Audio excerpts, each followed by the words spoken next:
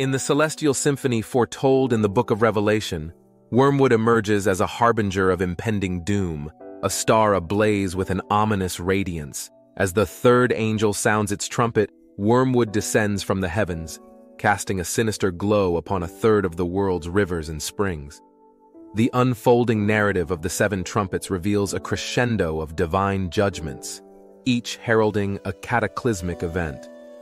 The initial trumpet begets hail and fire, laying waste to vegetation across the globe. The second ushers in a cosmic collision, a celestial body plunging into the oceans, claiming the lives of a third of the sea's population. The third trumpet, akin to its predecessor, targets the freshwater realms of lakes and rivers. Wormwood, a name laden with historical significance, makes its appearance not as a label bestowed by earthly inhabitants, but as a symbol of bitterness, poison, and death. A word echoing through the pages of the Old Testament, wormwood is tethered to anguish and suffering, a harbinger of woe. The descent of the star wormwood in this illuminating spectacle is not merely a monumental occurrence. It functions as a symbolic figure, the bitter herb of biblical lore, with its association with poison and death, becomes a forewarning etched in the celestial canvas. The waters touched by wormwood do not merely carry a bitter taste, but morph into a lethal potion, rendering them undrinkable. There will be startling consequences as a result of this heavenly judgment during the tribulation. A third of the earth's fresh water turns toxic, a lethal transformation that condemns countless souls to a gruesome fate.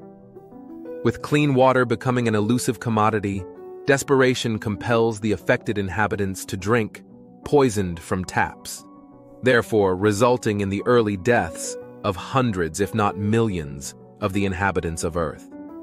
This prophecy, nestled within the last 7 years known as the 70th week of Daniel, foretells a series of natural disasters that will pave the way for the swift descent of the Antichrist.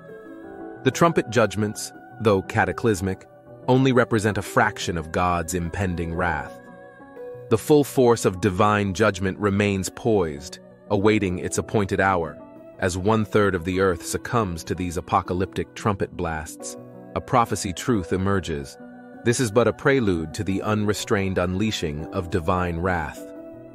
The stage is set, and the narrative unfolds, leaving the world in breathless anticipation of the overwhelming divine retribution yet to be unleashed.